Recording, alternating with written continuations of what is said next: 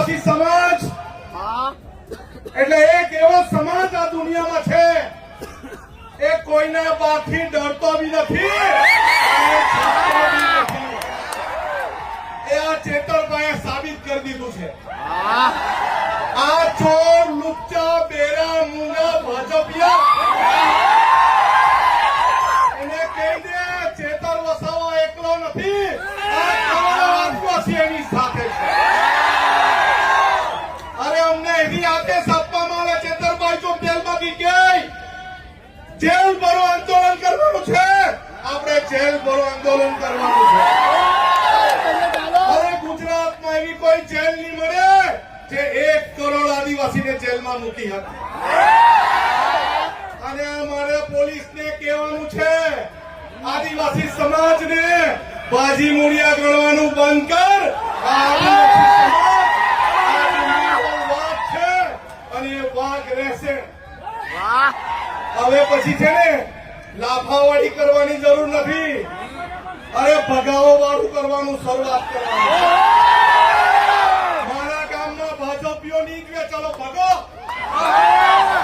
અરે જંગલ ખાતાવાળાને બહુ તુનાખી આવી ગયેલી હોય ને, અમારા વિસ્તારમાં પ્લાન્ટેશન નથી કરવા દેતા, આવીને બતાવજો અમારા વિસ્તારમાં.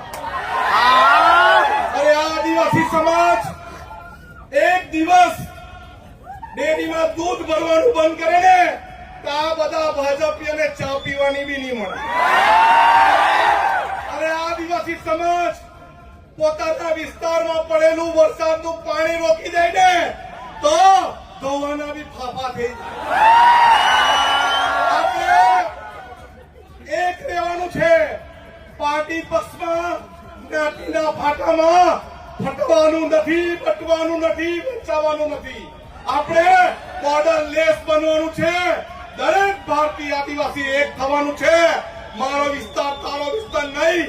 જ્યાં પણ કોઈને તકલીફ પડે, મહારાષ્ટ્રમાં લતીભાઈને તકલીફ પડે તો આપણે સૌએ ત્યાં જઈને એને સહકાર આપવાનો.